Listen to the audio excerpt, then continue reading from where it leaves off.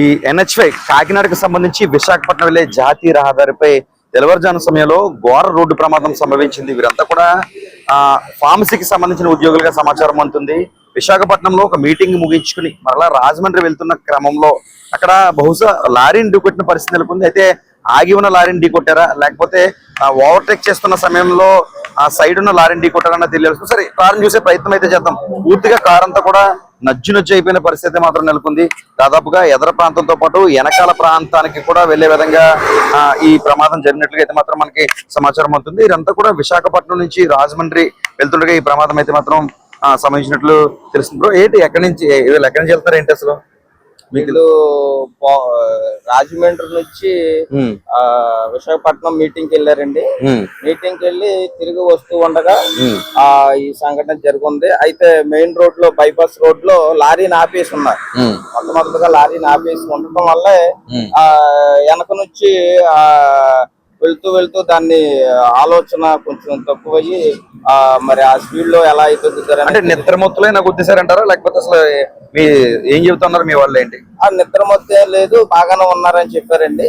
అయితే వెళ్తూ ఉండగానే మరి ఆ లారీ ఆపడం వల్ల అలా గమనించకపోవచ్చు. ఆ గమనించకపోవడం వల్ల ఈ దుర్ఘటన జరిగి మాకు చాలా బాధ. ఎవరు చనిపోయిన వాళ్ళు ఏమవుతారు? మీ ఫ్రెండ్స్? నా ఫ్రెండ్ అండి, స్నేహితుడు, నాటి స్నేహితుడు హజరత్ అలీ. ప్రాజెక్ట్ పోలవరం దగ్గర ఉంటాడు. ఉద్యోగ రీత్యా రాజమండ్రిలో ఉంటూ అక్కడికి ఇంటికి వస్తూ ఉంటాడు. మీటింగ్ నిమిత్తం వాళ్ళు అంటే అందరూ మెడిసిన్ ఫార్మసీ అంటున్నారు కదా, అపోలో ఫార్మసీలో వీళ్ళందరూ కూడా సూపర్వైజర్స్ అండి. మొత్తం ముగ్గురునా? మొత్తం ఐదుగురు నలుగురు వెళ్ళారు. వాళ్ళందరూ కూడా అపోలో ఫార్మసీలో సూపర్వైజర్లు. అక్కడ మరి వెళ్ళి ఆ మీటింగ్ ముగించుకుని మరి వస్తూ ఉండగా ఈ దుర్ఘటన జరిగిందని మేము చాలా. ఇద్దరు బాగానే ఉన్నారా? అది తెలియదండి. మరి ప్రస్తుతానికి అయితే ముగ్గురు చనిపోయారు అన్నారు. దాంట్లో మా స్నేహితులు ఉన్నారని మేము.